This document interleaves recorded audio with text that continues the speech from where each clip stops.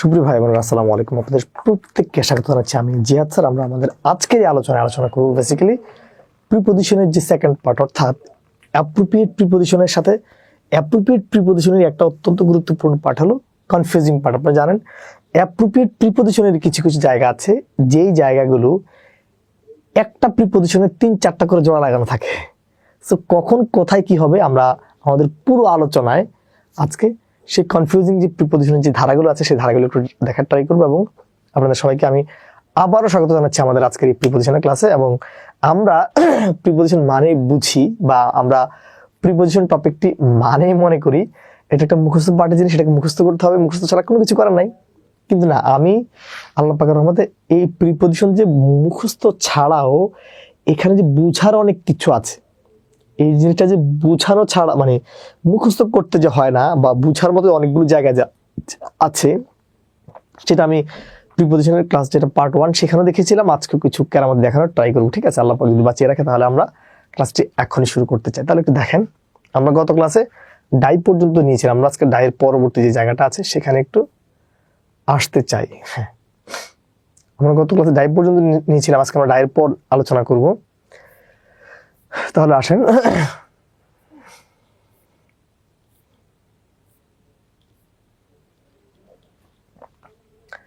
দেখেন এখানে যে কথাটি একটু এখানে দেওয়া আছে, একটু দেখেন। যদি আপনাদেরকে আমি একটু দেখাই,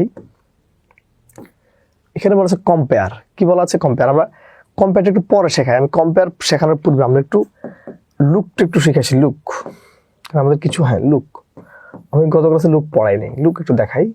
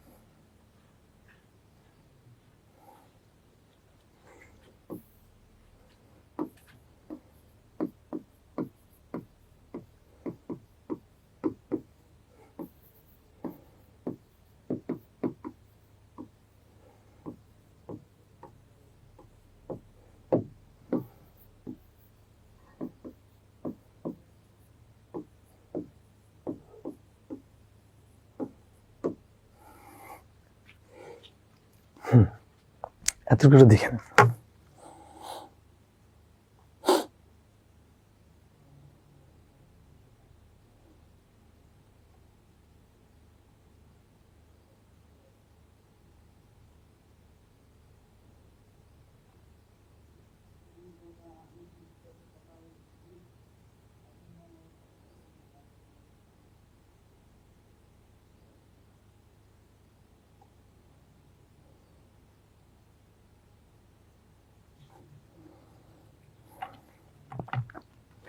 দেখেন তাহলে আমরা একটু কথা যদি বলি লুক, হ্যাঁ, তার মানে লুক সম্পর্কে আমরা অনেকগুলো তথ্য এখানে জেনেছি। তো লুক একটু অ্যাড্রেস করতে চাই। দেখেন লুক ফর অর্থ চাওয়া। লুক ফর থেকে জানেন চাওয়া, লুক ফর তো চাওয়া বা খোঁজা।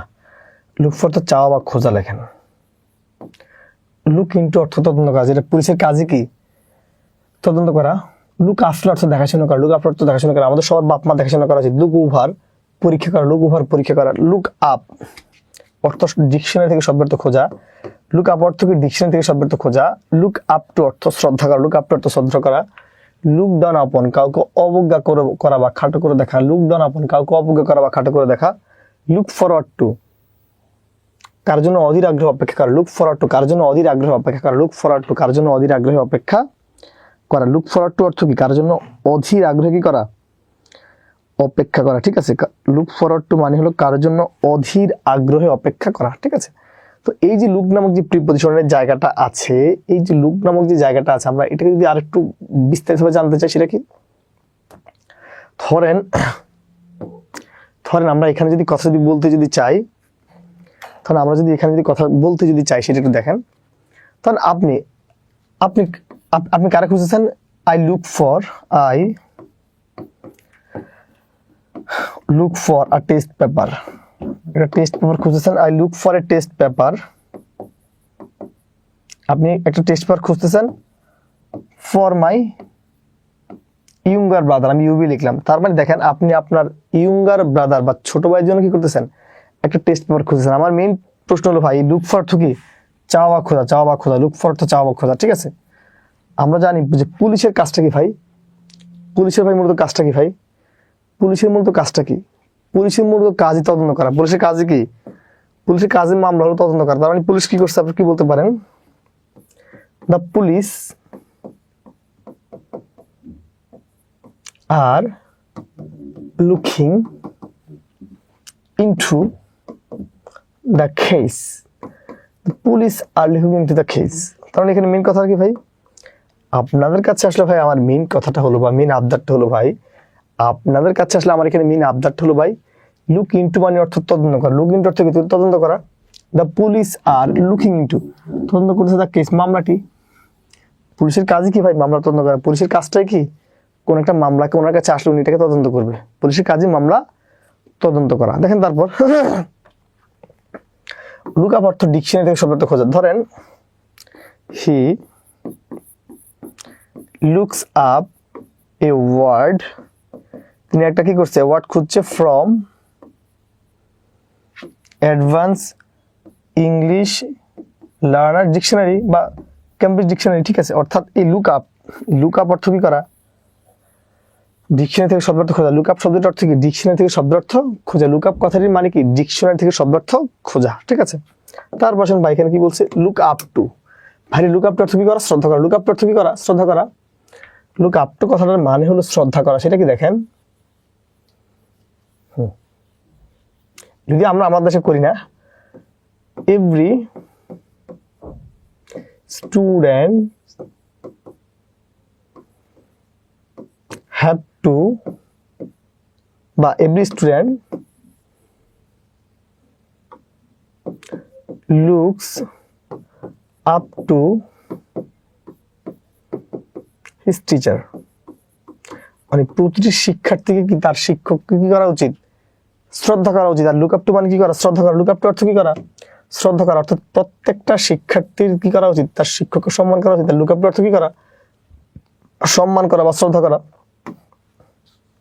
ওকে, আশা করি আমরা তাহলে এতটুকু বুঝাতে পেরেছি। তারপর দেখেন লুক ডাউন আপন, ভাইরে আমাদের তো একেবারে সবারই এটা একটা কমন সমস্যা।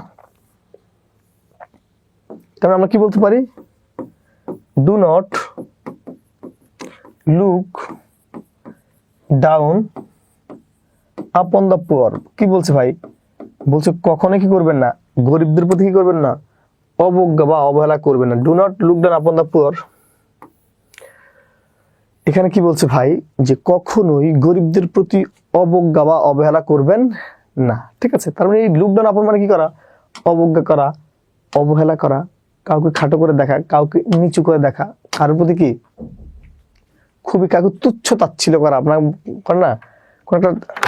কোন একটা ছোট বিষয় নিয়ে খুবই তুচ্ছ তাচ্ছিল্য করেন মানুষকে, যে কাজগুলো কোনোভাবেই করা উচিত নয়। ঠিক আছে, সো আমরা আশা করি এতটুকু বুঝাতে পেরেছি। তাহলে আমরা আশা করি যে লুকের যে ব্যবহারটা, আর কাছে লুক ডাউন আপন কার জন্য অধীর আগ্রহ অপেক্ষা করে, এটা আপনারা নিজেরা দেখে নেবেন।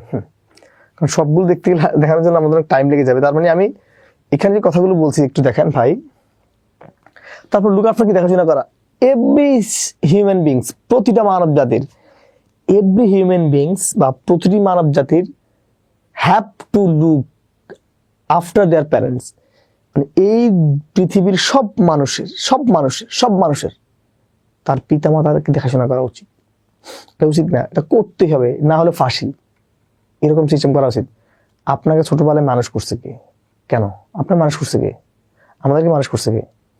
সো কাজে কোনোভাবেই মুরব্বী যারা আছেন তাদেরকে যেন কোনোভাবে অবহেলার লোকদান আপন না করা হয়, কোনোভাবে যেন তুচ্ছতা ছিল না করা হয়, তাদেরকে সম্মানের সাথে কি করতে হবে, আমাদেরকে তাদেরকে সম্মানের সাথে রাখতে হবে এবং তাদেরকে আদর যত্ন করে রাখতে হবে। কারণ মানুষ যখন বয়স্ক হয় তখন তারা বাচ্চাদের মতো ছোটদের মতো আচার আচরণ শুরু করে, ঠিক আছে? এই হলো কথা আর কি, ঠিক আছে? তো আশা করছি আমি আপনাদেরকে এতটুকু এখানে বুঝাতে পেরেছি, ঠিক আছে?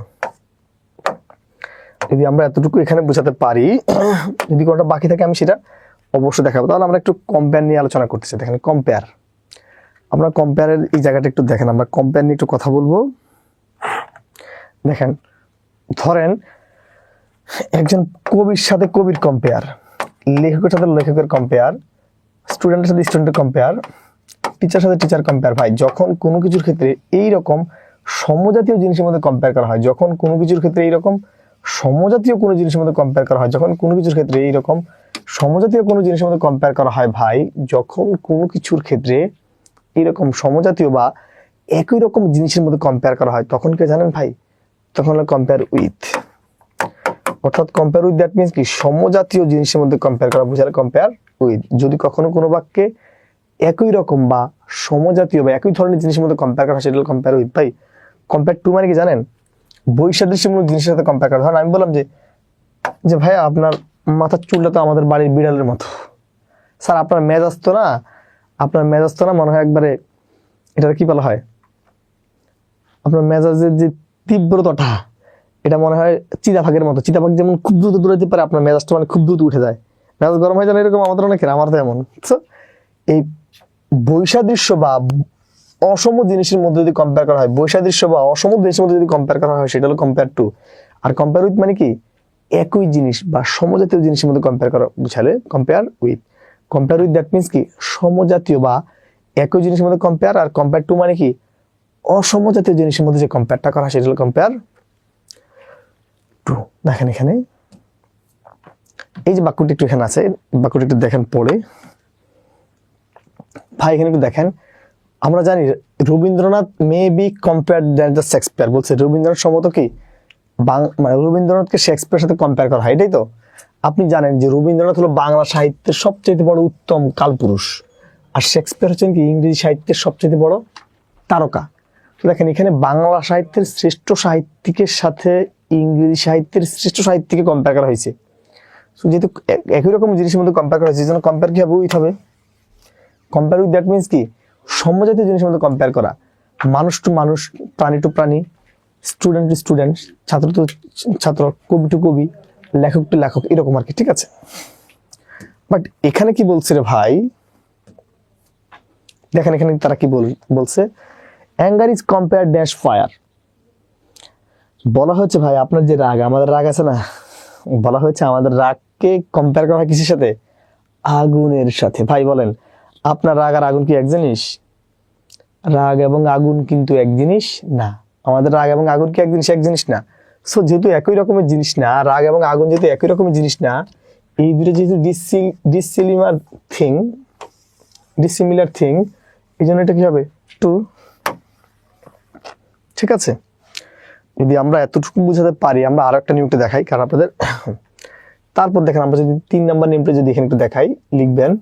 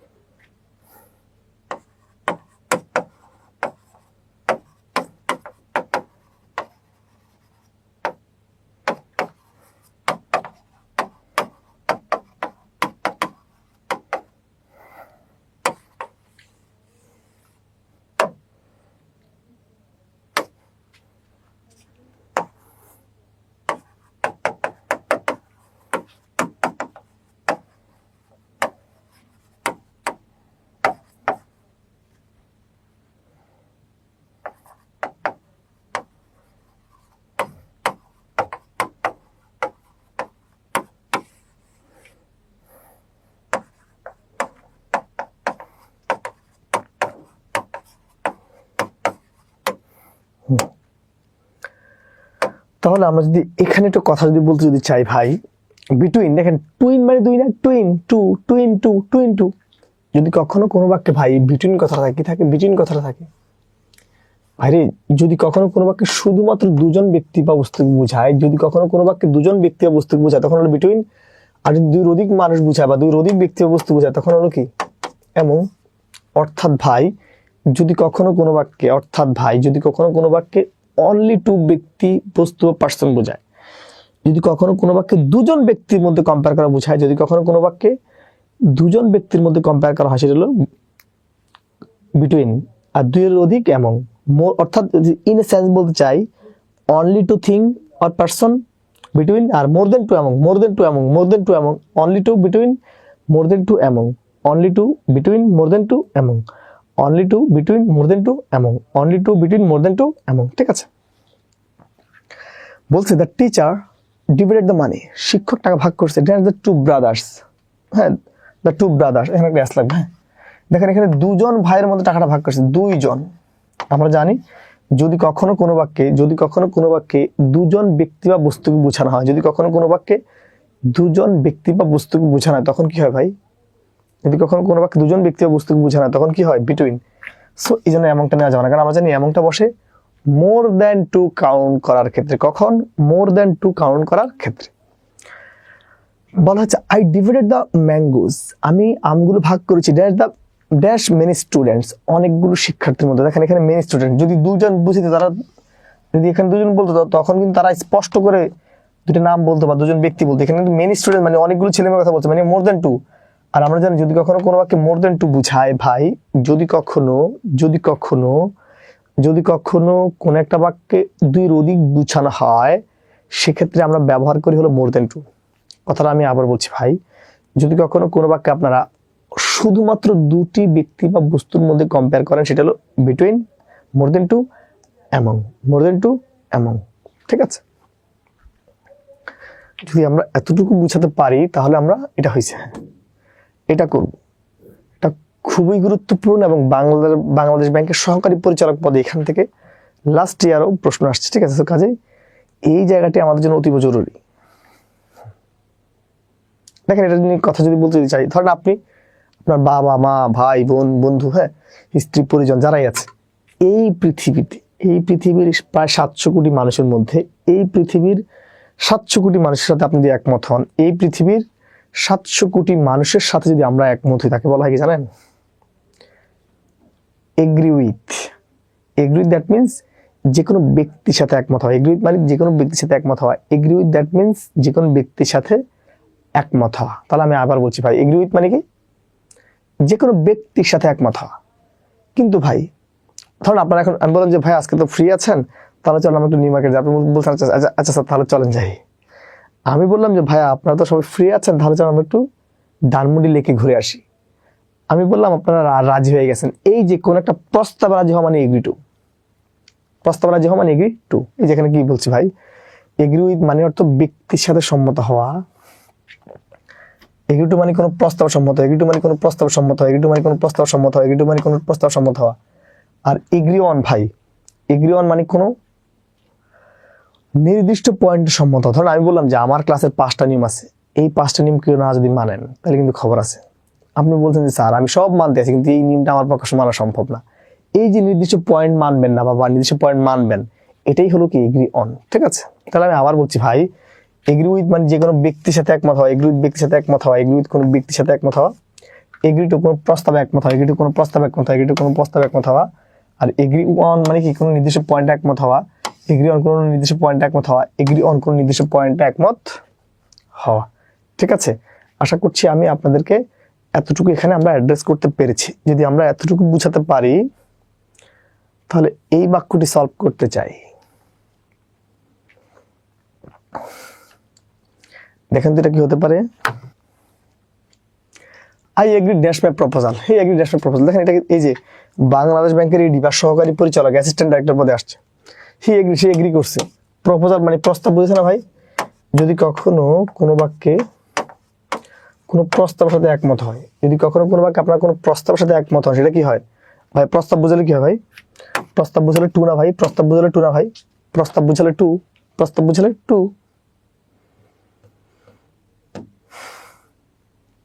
আই ড্যাশ হিম, এটা কি হতে পারে? দেখেন ভাই, আই এগ্রিড হিম বলছে, আই এগ্রি আমি একমত, হিম তার সাথে, এটা ব্যক্তি, তো ব্যক্তি হলো কি উইথ, যদি কখনো কোনো ব্যক্তির সাথে বোঝানো তখন হলো উইথ। ঠিক আছে,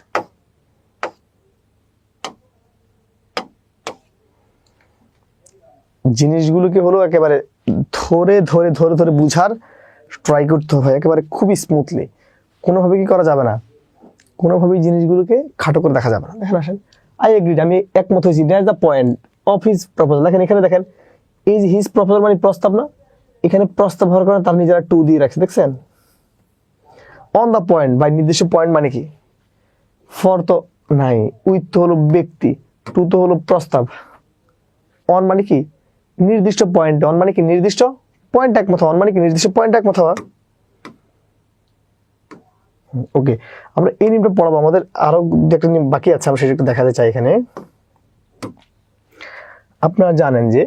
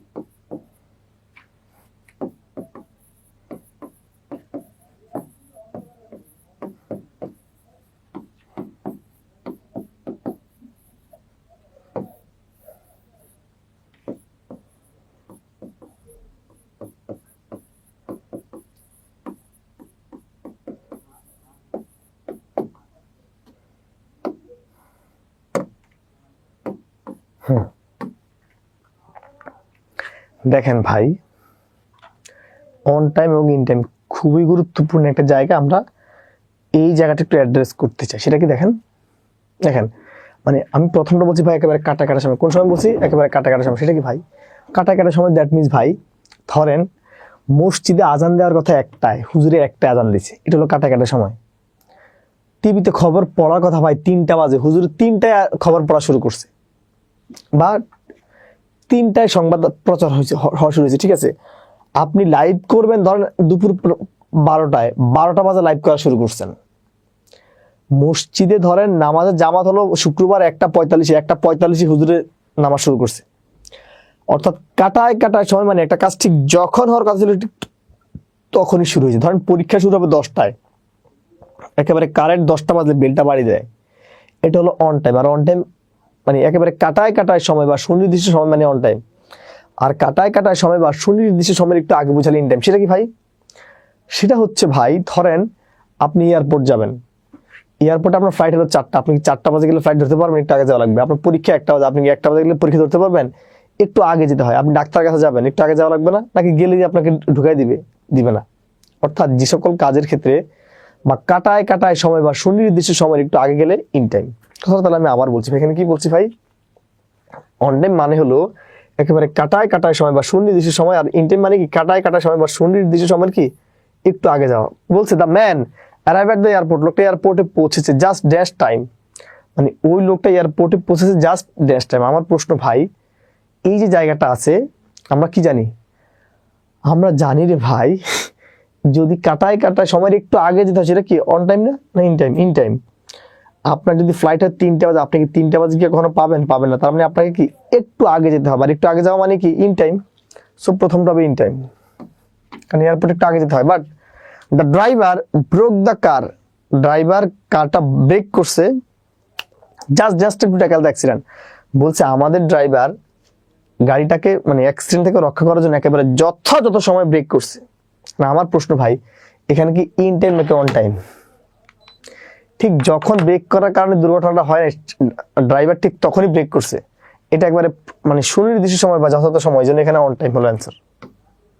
ভাইরে কথাটা আমি আবার বলছি ভাই, মানে কাটায় সময় বা সুনির্দিষ্ট সময় মানে অন টাইম, আর কাটায় সময় বা সুনির্দিষ্ট সময় যদি একটু আগে বুঝায় সেটা হলো ইন টাইম। একটু আগে বুঝালে ইন টাইম, একটু আগে বুঝালে in time, exact time on time. আশা করছি আমি এতটুকু বুঝাতে পেরেছি। যদি আমরা এতটুকু বুঝাতে পারি তাহলে এটা দেখেন,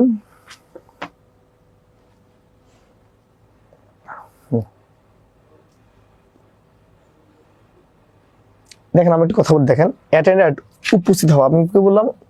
অল অফ মাই স্টুডেন্টস বা all of my guys are attends at the class, মানে আপনারা সবাই ক্লাসে উপস্থিত আছেন। এই উপস্থিত মানে কি? অ্যাটেন্ডেন্ট উপস্থিত হওয়া, অ্যাটেন্ডেন্ট অর্থ কি হওয়া? উপস্থিত হওয়া, অ্যাটেন্ডেন্ট উপস্থিত হওয়া। আর অ্যাটেন্ড টু মানে মনোযোগ। আমি কি বললাম? Hey guys attentive to my lecture, বা আমার ক্লাসে মনোযোগ দেন, ঠিক আছে? Attend to my lecture. আর অ্যাটেন্ড অন বা আপন মানে কি ভাই? অ্যাটেন্ড অন বা আপন মানে হলো সেবা করা, অ্যাটেন্ড অন বা আপন মানে সেবা করা, অ্যাটেন্ড অন বা আপন মানে সেবা করা, অ্যাটেন্ড অন বা আপন মানে সেবা করা, অ্যাটেন্ড অন বা আপন মানে সেবা করা। অর্থাৎ অ্যাটেন্ড অন বা আপন কথাটির মানে কি করা? সেবা করা, ঠিক আছে? তাহলে শুনেন ভাই, উপস্থিত বা প্রেজেন্ট মানে অ্যাটেন্ডেন্ট উপস্থিত, অ্যাটেন্ডেন্ট উপস্থিত, অ্যাটেন্ডেন্ট উপস্থিত। আর অ্যাটেন্ড টু মানে মনোযোগ দেওয়া, অ্যাটেন্ড টু মানে মনোযোগ দেওয়া, অ্যাটেন্ড টু মানে মনোযোগ দেওয়া।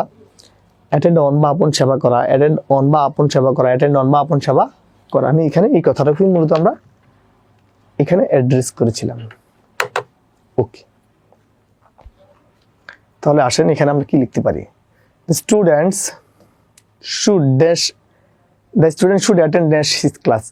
এখানে একটা এস হবে না, ঠিক আছে? এখানে এসটা হবে না। হ্যাঁ, ওকে। দেখেন তো ভাই এখানে কি হতে পারে? Student should attend dash his class, এখানে কি হওয়া উচিত? ভাই আমরা কি জানি? এই যে অ্যাটেন্ড তো মানে শিক্ষার্থীদের উচিত ক্লাসে মনোযোগ দেওয়া, অ্যাটেন্ড অন তো সেবা করা। শিক্ষার্থীদেরকে ক্লাসকে সেবা করবে, আপন তো সেবা করা। টু অর্থ কি করা?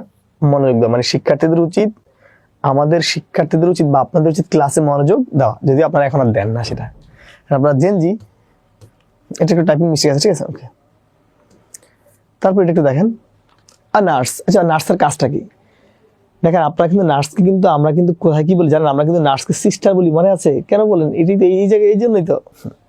এ নার্স, একজন নার্স অ্যাটেন্ড দ্য পেশেন্টস। একজন নার্সের কাজ কি? পেশেন্টকে কি করা? সেবা দেওয়া। আর আমরা জানি এই অ্যাটেন্ডস কি হয়? অন বা আপন। যদি অন বা আপন দুটি থাকে, অন হলো বেস্ট অ্যান্সার, ঠিক আছে? যদি একটা অপশনে অন এবং দুটি থাকে সেটা কি হবে? অন হবে বেস্ট অ্যান্সার। তাহলে একজন নার্স নার্সি করে, অন করে, অ্যাটেন্ডস অন বা আপন করে তা পেশেন্টকে, পেশেন্টকে মানে সেবা করে, ঠিক আছে? নার্সের কাজ সেবা করা। লিড খুবই গুরুত্বপূর্ণ, বাট এটার আগে আমি আরো একটা গুরুত্বপূর্ণ জিনিস আপনাদেরকে একটু পড়ে আসতে চাই।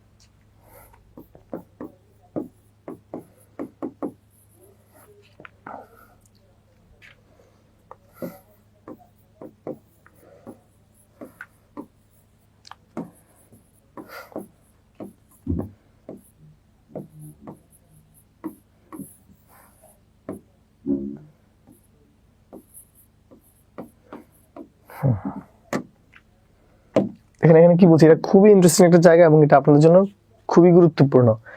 নিবন্ধনে 18তম নিবন্ধনে এখান থেকে প্রশ্ন আসছে, 18তম তো প্রশ্ন আসছে, কি করবেন আর আর যদি কিছু চান তাহলে আর কিছু কি বলবো শুনেন।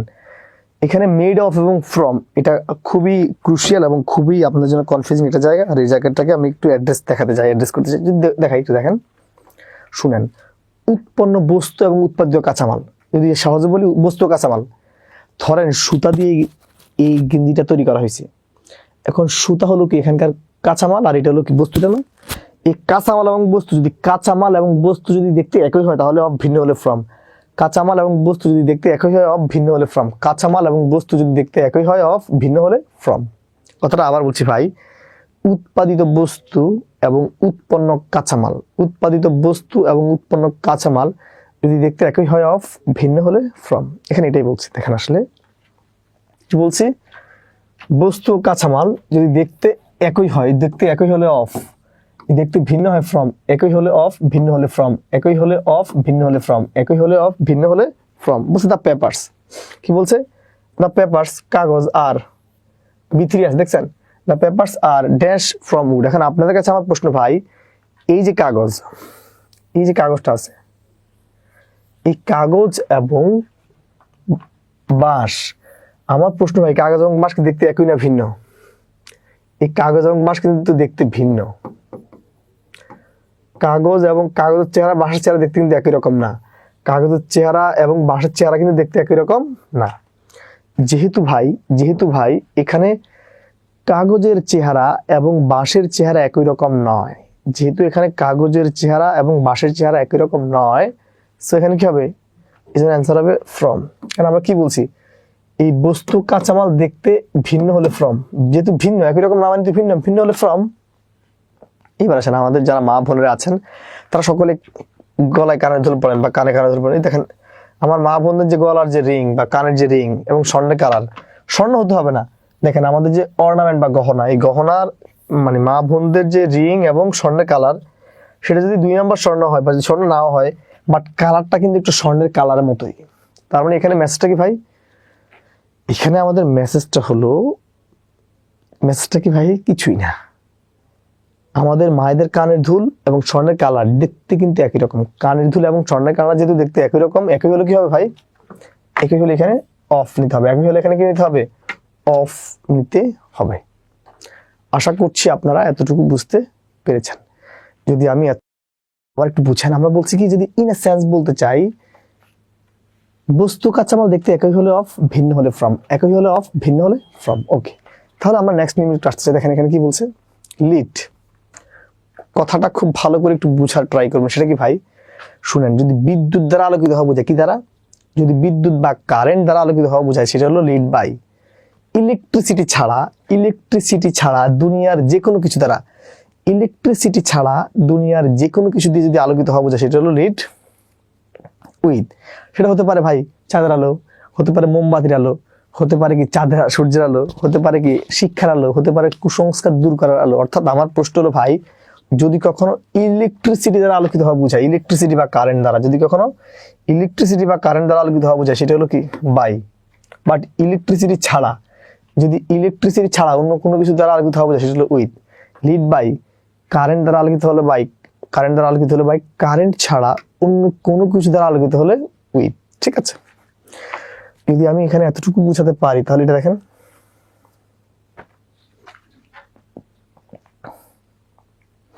কি হতে পারে ভাই? মেনি ভিলেজেস আর, অনেক গ্রামবাসী আর লিড ইলেকট্রিসিটি, অনেক গ্রামবাসী এখন কি তারা মানে কারেন্ট দ্বারা আলোকিত আর কি। ঠিক আছে, আপনারা জানেন যে ইলেকট্রিসিটি, কারেন্ট বা ইলেকট্রিসিটি দ্বারা আলোকিত হওয়া বুঝা, সেটা কি বাই না? কারেন্ট বা ইলেকট্রিসিটি, কারেন্ট বা ইলেকট্রিসিটি দ্বারা আলোকিত হওয়া বুঝালে কি বাই? তাহলে এটা কি হতে পারে ভাই?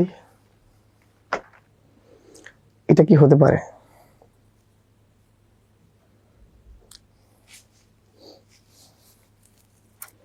দেখেন ভাই এখানে কি বলছে, দ্য রুম ইজ, এই রুমটি লিড, এই রুমটা কি আলোকিত হয়েছে ড্যাশ ক্যান্ডেল, ক্যান্ডেল দ্বারা। মানে ক্যান্ডেল মানে কি মোমবাতি না, তার মানে কারেন্ট ছাড়া, বিদ্যুৎ ছাড়া হলো কি উইথ, বিদ্যুৎ ছাড়া হলো উইথ।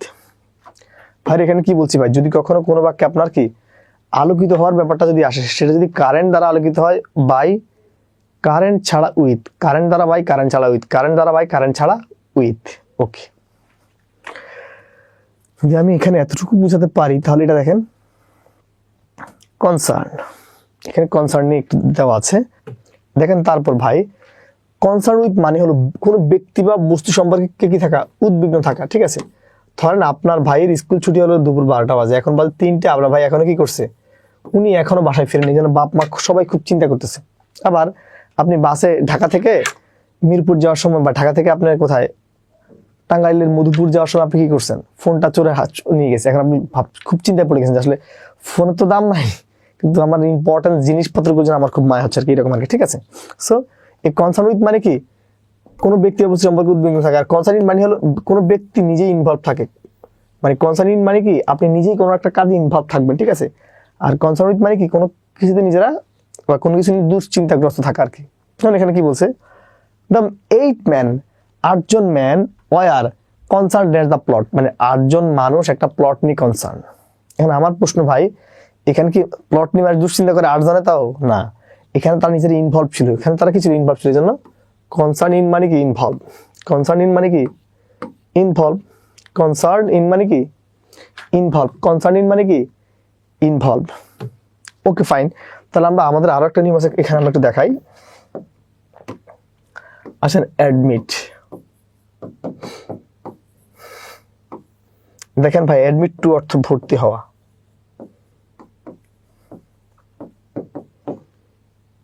ঠিক আছে, অ্যাডমিট ইনটু প্রবেশাধিকার,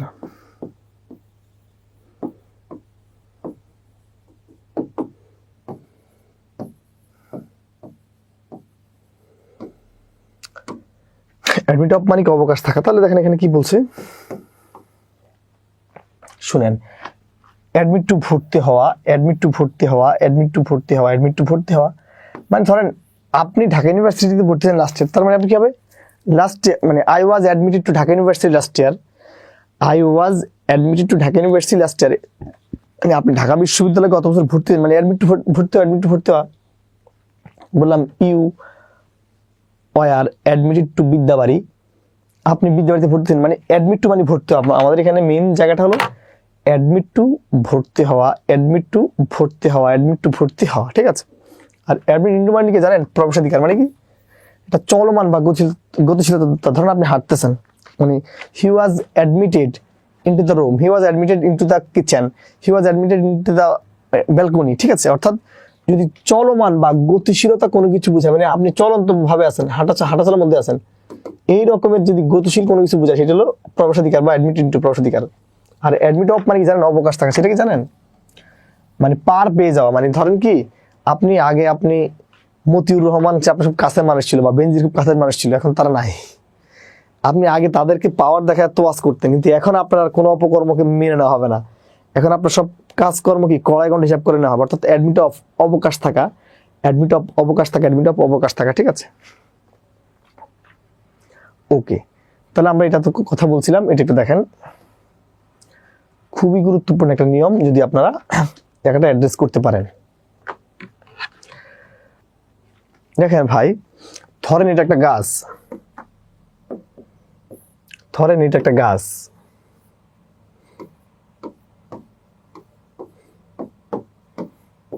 এটা একটা গাছ না, ঝড়ের সময় এই গাছের ডাল, ধরেন এই ডালটা এখানে গিয়ে পড়ানো অনেক ক্ষেত্রে উড়ে যায় না, অনেক ক্ষেত্রে এই গাছটাই দিয়ে এখান থেকে এখানে চলে যায়, যায় কিনা? তার মানে যেটা ব্লো, এই ব্লো এ ওয়ে, ভাই এ মানে এমন উড়ে যায় না? এই ব্লো এ মানে এমন উড়ে যায়, অর্থাৎ ব্লো এ মানে কি? উড়িয়ে নিয়ে যাওয়া। ব্লো এ মানে কি? উড়িয়ে নিয়ে যাওয়া। বাট যেটা ব্লো আউট ভাই, ধরেন এটা একটা মোমবাতি, এটা একটা মোমবাতি, ঝড়ের সময় সবচেয়ে নিভে যেতে পারে, এটা নিভে যেতে পারে। সো ব্লো আউট, এই ব্লো আউট দ্যাট মিনস হলো নিভে যাওয়া। ব্লো আউট দ্যাট মিনস কি? নিভে যাওয়া। ব্লো আউট দ্যাট মিনস কি? নিভে যাওয়া। ব্লো আউট দ্যাট মিনস কি? নিভে যাওয়া। তাহলে আসেন, the tree has been blown dash the tree has been blown by the strong wind, বলতে তীব্র বাতাসে। কি বলছে ভাই? এই তীব্র বাতাসে গাছটি কি করছে? গাছটা কি, গাছ কি নিভে যায়? গাছ উড়ে গেছে। উড়ে যাওয়া মানে কি? ব্লো এ হয়। উড়ে যাওয়া মানে কি? ব্লো এ হয় অর্থ উড়ে যাওয়া, মানে বলছে তীব্র বাতাসে গাছটা উড়ে গেছে এখান থেকে। তাহলে ভাই এটা কি হতে পারে? The light have been blown dash the strong wind, তীব্র বাতাসে গাছটা কি হয়েছে ভাই? মানে গাছ তো উড়ে গেছে, কিন্তু লাইট কি উড়ে যেতে পারবে ভাই? লাইট কিন্তু উড়ার কোনো চান্স নাই। লাইট কি উড়ার কোনো চান্স আছে? তার মানে the light have been blown dash the strong wind, তীব্র বাতাসে লাইটটা কি হয়েছে ভাই? তীব্র বাতাসে লাইট কি হয়েছে? লাইট নিভে গেছে। আর ব্লো আউট মানে নিভে যাওয়া। ব্লো আউট মানে কি করা? নিভে যাওয়া। ব্লো আউট মানে কি করা? নিভে যাওয়া। তাহলে আমরা আরেকটু জিনিস পড়াই স্লাইড থেকে।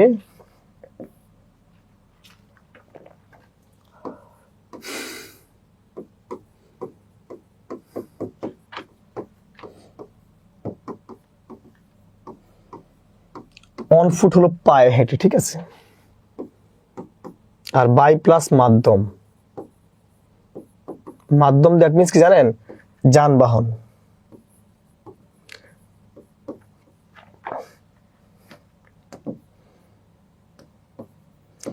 যানবাহন সেটা হতে পারে বাস, হতে পারে কার, এয়ারপ্লেন, রিক্সা, বাইক। আপনার মানে বাই প্লাস যে কোনো যানবাহন, বাই প্লাস কি যে কোনো যানবাহন হয়, ঠিক আছে? যেমন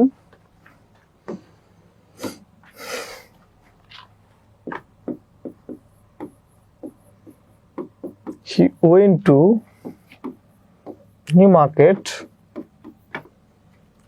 on oblique by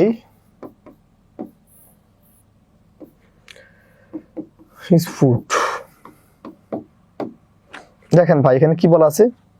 যেহেতু এখানে ফুট কথা বলা আছে, এখানে তো কোনো যানবাহন নাই, তাহলে বাইরে নেওয়া যাবে না। অন ফুট মানে কি? পায়ে হেঁটে। অন ফুট মানে কি? পায়ে হেঁটে। অন ফুট মানে কি? পায়ে হেঁটে, অর্থাৎ তিনি তার নিজে পায়ে হেঁটে গেছে বা নিজে নিজে হেঁটে গেছে। অন ফুট মানে কি ভাই? পায়ে হেঁটে যাওয়া। অন ফুট মানে পায়ে হেঁটে যাওয়া। সো এটা হলো অন ফুট। কিন্তু আপনি যদি বলেন আই গো টু সাভার, আপনি সাভার গেছেন বাই অবলিক অন বাস। বন্ধু ভাই এখানে কি হবে? ধরেন আপনি কোথায় গেছেন? আপনি এখান থেকে সাভার গেছেন, কিভাবে? বাসে গেছেন। তার মানে বাই প্লাস কি? মাধ্যম না ভাই? বাই প্লাস মাধ্যম না? By bus, by car, by Honda, by rickshaw, by airplane, by জাহাজ, বাই প্লাস সব যানবাহন। বাই প্লাস দুনিয়ার সব যানবাহন। এখানে আবার নতুন রিক্সা আছে, অটো রিক্সা, ব্যাটারি চালিত rickshaw, pick up, by pick up. আমার প্রশ্ন হলো ভাই, যদি বাই প্লাস যানবাহন, বাই প্লাস যানবাহন, বাই প্লাস যানবাহন, আর অন প্লাস নিজের রথের গাড়ি, অন প্লাস নিজের রথের গাড়ি। আসেন, খুবই গুরুত্বপূর্ণ কথা, আমরা এটা একটু দেখাই, শুনেন। যদি কখনো ডিভাইস পান, কি ডিভাইস? এই ডিভাইসের আগে যদি দা যদি থাকে ভাই, যদি এই ডিভাইসের আগে দা থাকে, টিকচিহ্ন মানে আছে, তখন ওভার যোগ করতে হয়। বাট এই ডিভাইসের আগে যদি দা না থাকে, যদি এই ডিভাইসের আগে দাটা না থাকে, তখন কি লিখতে জানেন? তখন হলো বাই প্লাস ডিভাইস। অর্থাৎ বাই প্লাস ডিভাইস আর over the device. By plus device, over the device. By plus device, over the device. Device কোনগুলা? Radio, TV, telephone, mobile phone, email, mobile, তারপর রেডিও, এই তথ্যগুলো আর কি, ঠিক আছে? আর এই যে ফোনগুলো আছে বা এই যে ডিজিটাল ডিভাইসগুলো আছে, এই ডিজিটাল ডিভাইসের আগে যদি কখনো দা থাকে, তখন ওভার। দা থাকলে ওভার, না থাকলে বাই। দা থাকলে ওভার, না থাকলে বাই। দা থাকলে ওভার, না থাকলে বাই। দা থাকলে ওভার, না থাকলে বাই। এগুলো বিসিএস এ আসা প্রশ্ন ভাই, সব ফিট করা বিসিএস থেকে প্রশ্ন। দেখেন তো ভাই এটা কি হতে পারে। দেখেন Norin will discuss the issue, Norin ইস্যুটা ডিসকাস করছে উইথ নাসির ফোন। দেখেন এখানে ফোন একটা ডিভাইস না, এই ডিভাইসের এখানে কিন্তু কোনো দা নাই, দা নাই মানে বাই, দা নাই মানে কি লাগবে, দা নাই মানে কি লাগবে ভাই, বাই লাগবে। দা নাই মানে কি লাগবে, বাই লাগবে। দা নাই মানে কি লাগবে, বাই লাগবে। দা নাই মানে কি লাগবে, বাই লাগবে। ওকে, যদি বলি এটা ভাই, এটা কি হবে অ্যান্সার, এটা কি হবে অ্যান্সার ভাই, এটা he discussed the issue with Rakib dash the telephone, he discussed the issue with Rakib dash the telephone। এখানে এই দেখেন এই যে ডিভাইসটা আছে, এই সরি হ্যাঁ, এই ডিভাইসের পুরো দা যেটা আছে কি লাগবে, দা আছে মানে কি লাগবে, ওভার লাগবে। দা থাকলে ওভার, না থাকলে বাই, দা থাকলে ওভার, না থাকলে বাই, দা থাকলে ওভার, না থাকলে বাই, দা থাকলে ওভার, না থাকলে বাই। তাহলে আমরা আরেকটা জিনিস একটু দেখাই।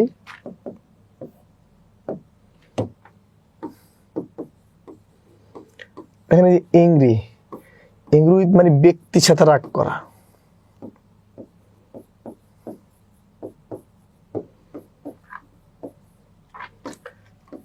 এংরি অ্যাবাউট বস্তুর সাথে রাগ করা, আর এংরি অ্যাট আচার আচরণ।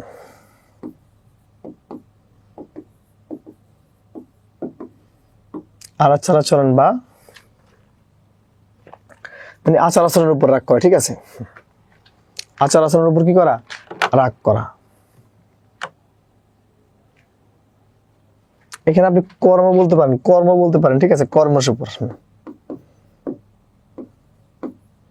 তাহলে একটু দেখেন এংরি অর্থ রাগ করা আপনি জানেনই, এংরি অর্থ কি করা, রাগ করা আপনি জানেনই। এংরি মানে যে কোনো পার্সনের সাথে রাগ করা। বললাম তো এই পৃথিবীতে যদি 800 কোটি মানুষ থাকে, এই পৃথিবীতে যদি 800 কোটি মানুষ থাকে, এই 800 কোটি মানুষের যে কোনো ব্যক্তির সাথে যদি রাগ যদি করে সেটা হলো এংরি উইথ। এংরি উইথ মানে কি, দুনিয়ার যে কোনো ব্যক্তির সাথে রাগ করা মানে এংরি উইথ, যে কোনো ব্যক্তির সাথে রাগ করা মানে কি এংরি উইথ। আর এংরি অ্যাট মানে কি, কারো আচার আচরণের উপর রাগ করা, কারো আচার আচরণ বা কারো কর্মের উপর রাগ করা, কারো আচার আচরণ বা কর্মের উপর রাগ করা। আর এংরি অ্যাবাউট মানে কি, কোনো বস্তুর সাথে রাগ করা, ঠিক আছে, কোনো বস্তুর সাথে রাগ করা, ঠিক আছে। এংরি অ্যাবাউট মানে কোনো বস্তুর সাথে রাগ করা। তাহলে আপনি বলতে পারেন আই এংরি ড্যাশ হিম, তার মানে এখানে হিম যদি ব্যক্তি, ব্যক্তি হলে কি হবে with, I angry with him. এখানে for oblique at his behaviour.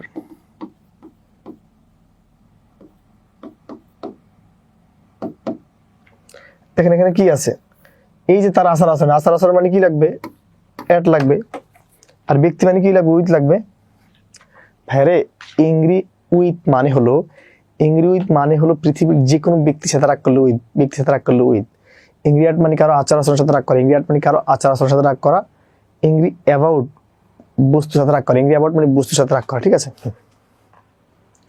তাহলে এখানে একটু দেখেন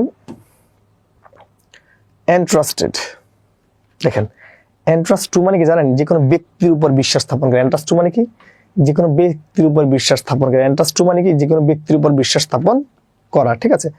আর ব্যক্তি ছাড়া অন্য যে কোনো কিছু মানে কি উইথ, ব্যক্তি হলে টু, অন্য কিছু হলে উইথ, ব্যক্তির উপর বিশ্বাস স্থাপন হলে উইথ, যে কোনো ব্যক্তি। আমরা যদি যে কোনো ব্যক্তির উপর বিশ্বাস স্থাপন করি ভাই, আমরা যদি যে কোনো ব্যক্তির উপর বিশ্বাস স্থাপন করতে পারি সেটা হলো টু, ব্যক্তি ছাড়া অন্য সবকিছুর ক্ষেত্রে উইথ। যেমন এখানে কি বলতে দেখেন, the children are entrusted that the elected the care of their uncle। এখানে বলছে চিলড্রেনরা এন্ট্রাস্ট করে আঙ্কেলকে, নাকি আঙ্কেলের কেয়ারকে, বলেন তো ভাই, এই ছেলে মেয়েগুলোকে আঙ্কেলকে কেয়ার করে নাকি আঙ্কেলের কেয়ারকে? দেখেন এখানে বলছে the children are entrusted that the care of their uncle। এখানে তো আঙ্কেল মুখ্য না, কেয়ার অফ, কেয়ার অফ, ঠিক আছে, কাকে, কেয়ারকে, আঙ্কেলের কেয়ারকে। তার মানে কেয়ার মানে কি লাগবে ভাই, কেয়ার মানে কি লাগবে, উইথ লাগবে না। ব্যক্তি হলে টু, বস্তু হলে উইথ, ব্যক্তি হলে টু, বস্তু হলে উইথ, ঠিক আছে। আমাদের এখানে অ্যান্সারটা একটু ভুল আছে, এটা ঠিক করে নেবেন আপনারা। উইথ হবে অ্যান্সার এটা। এবার এটা দেখেন, the government has been entrusted as the elected politicians, the government dash been dash dash the elected politicians। আমার প্রশ্ন হলো ভাই, আমার প্রশ্ন হলো ভাই, এখানে পলিটিশিয়ানসরা কি মানুষ না ভাই? এখানে যারা পলিটিশিয়ানস আছেন, এই পলিটিশিয়ানসরা কি মানুষ না? রাজনীতিবিদরা তো অবশ্যই মানুষ, যদি কোনো মানুষের সাথে কি করেন বা মানুষকে এন্ট্রাস্ট করেন তখন কি বুঝতে হবে না? মানুষকে এন্ট্রাস্ট করলে তো টুই লাগবে নাকি? এটাই তাহলে আসেন, এটা ডিল। ভাই রে, এই যে ডিল নামক যে কথা আছে ভাই, ডিল উইথ ব্যবসা করা, ডিল ইন ব্যবসা করা, ডিল ইন ব্যবসা করা, ডিল ইন ব্যবসা করা, ডিল উইথ বিহেভিয়ার বা আচার আচরণ, ডিল উইথ বিহেভিয়ার বা আচার আচরণ করা বা আচার আচরণ করা, ঠিক আছে? অর্থাৎ আপনি বলছেন যে স্যার আপনি ডিল উইথ কি? আপনি ডিল উইথ স্মার্টফোন, আপনি ডিল উইথ কি আইটি বা এডুকেশনাল এক্সপেন্স, হ্যাঁ? আর ডিল ইন মানে ব্যবসা, ডিল ইন ব্যবসা করা, ডিল ইন ব্যবসা করা, ডিল উইথ মানে কি আচার আচরণ, ডিল উইথ আচার আচরণ, ডিল উইথ আচার আচরণ, ঠিক আছে? আচ্ছা আসেন, হি ডিলস ড্যাশ রাইস, তিনি কিসের ব্যবসা করেন? চালের ব্যবসা। আর ব্যবসা মানে কি? ডিল ইন ব্যবসা করা, ডিল ইন ব্যবসা করা, ডিল ইন ব্যবসা করা, ডিল ইন ব্যবসা করা, ঠিক আছে? ওকে, এটা কি answer? He deals well to customers, সে দুজন কাস্টমার সাথে কি করে ভাই? সে দুজন কাস্টমার সাথে কি করতেছে?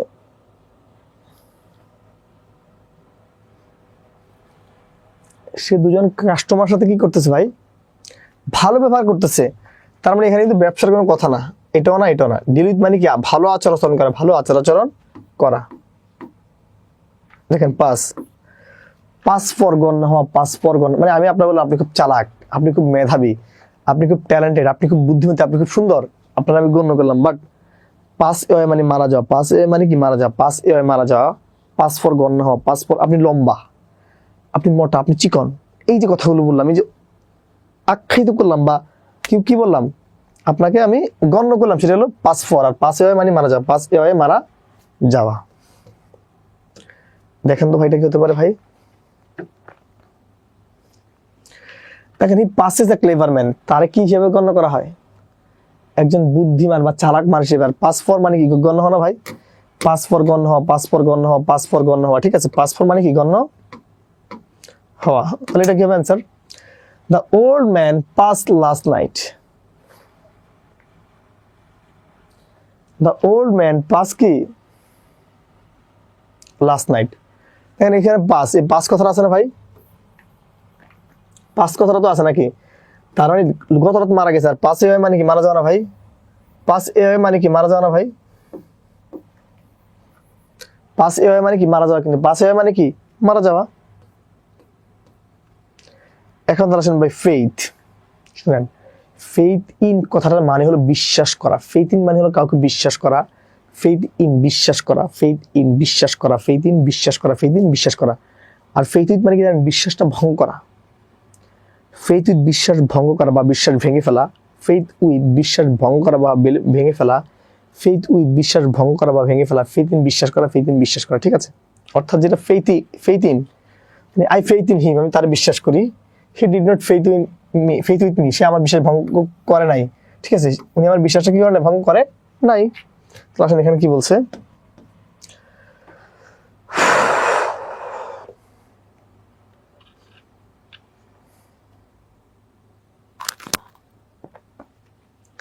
বলছে আই হ্যাভ নো ফেইথ, আমার কোনো কি নাই, বিশ্বাস নাই, ড্যাশ হিম, তার উপর। তার মানে ভাই এখানে কি হবে? ফেইথ ইন না, ফেইথ ইন বিশ্বাস, ফেইথ ইন বিশ্বাস, ফেইথ ইন বিশ্বাস। কারণটা কি ভাই?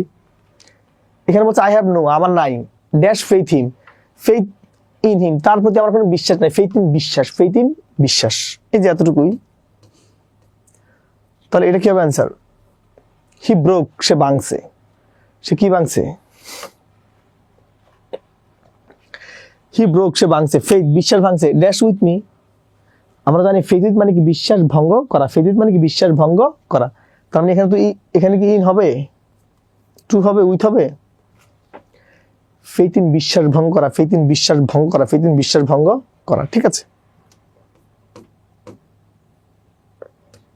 দেখেন অ্যাংজাইস, যেটা অ্যাংজাইস ভাই, এই অ্যাংজাইস ফর মানে অর্থ অতি উৎসব অত্যাধিক আবেগ। আর অ্যাংজাইস অ্যাবাউট মানে কি উদ্বেগ প্রকাশ করা। অ্যাংজাইস অ্যাবাউট উদ্বেগ প্রকাশ করা, অ্যাংজাইস অ্যাবাউট উদ্বেগ প্রকাশ করা, অ্যাংজাইস অ্যাবাউট উদ্বেগ প্রকাশ করা। আর অ্যাংজাইস ফর মানে কি অতি উৎসব অত্যাধিক আবেগ। অ্যাংজাইস ফর মানে অতি উৎসাহ বা অত্যাধিক আবেগ। অ্যাংজাইস ফর মানে কি অতি উৎসাহ বা অত্যাধিক আবেগ। ভাই ধরেন আপনি ফুটবল খেলতে গেছেন, মানে প্রতিদিন আপনার স্কুল ছুটি 12টা, এখন বাজে গেছে 3টা, আপনি এখনো কি করছেন? বাসায় ফিরেন না, তো বাপ মা আপনাকে নিয়ে চিন্তা করবে না? এটা হলো অ্যাংজাইজ কি অ্যাবাউট। আর অ্যাংজাইজ ফর মানে কি, আপনার বাপ মা সারাক্ষণ চিন্তা করে যে আমার ছেলে কখন পাস করবে, কখন চাকরি বাকরি করবে, কখন বিয়ে শাদী করবেন, মানে কখন কি করবেন। এই বাপ মা শুধু আপনার নিয়ে ভাবতেছে কখন কি করবেন, সেটা হলো অ্যাংজাইজ ফর। দেখেন তো ভাই এটা কি হতে পারে, দেখেন তো ভাই এটা কি হতে পারে। দেখেন এখানে কি বলছে, the mother was anxious the safety of his son. বলছে মা উদ্বিগ্ন তার স্থানের কি সেফটি দেখে। আমরা জানি উদ্বিগ্ন মানে কি, অ্যাংজাইজ অ্যাবাউট মানে উদ্বিগ্ন, অ্যাবাউট মানে কি উদ্বিগ্ন, তাহলে এটাকে নিতে পারি ভাই।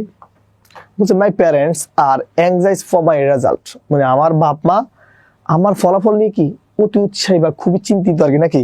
সো এখানে অবশ্যই কি অ্যাংজাইজ ফর মানে কি অত্যাধিক আবেগ দেখাচ্ছে বা খুবই চিন্তা করছে বা খুবই দুশ্চিন্তা করতেছে। ঠিক আছে, তাহলে আজকে আমাদের আসলে আলোচনা এতটুকুই। সবাই যে কাজটি করবেন, যে আমরা ঠিক যেই জিনিসগুলো অ্যাড্রেস করেছি আপনাদের 11 থেকে 20 গ্রেডের জন্য, এই জিনিসগুলো একটু নিজেরা একটু নোট তো করবেনই, পাশাপাশি একটু গুছিয়ে পড়বেন এবং বাসায় লট অফ প্র্যাকটিস করবেন। প্র্যাকটিস করতে গিয়ে যদি কার কোনো সমস্যা সেটা আমাদেরকে দেখালে আমরা সেটা সলভ করে দিতে পারবো। যদি আমাদের ক্লাসগুলো ভালো লাগে অবশ্যই আমাদের কোর্সগুলো সম্পর্কে আপনাদের পরিচিতদের অবহিত করবেন এবং কোর্সগুলো সবাইকে ছড়িয়ে দিবেন। এবং আমাদের এই যারা কোর্সগুলো ক্রয় করতে চান বা সংগ্রহ করতে চান তারা এই নম্বরে যোগাযোগ করুন এবং পাশাপাশি আমাদের ওয়েবসাইট, ফেসবুক পেজ এবং ইউটিউব চ্যানেলে সংযুক্ত থাকতে পারেন। আজকে এতটুকুই, সবাই তাহলে ভালো থাকবেন, সুস্থ থাকবেন। খুদা হাফেজ, be happy and spread happiness.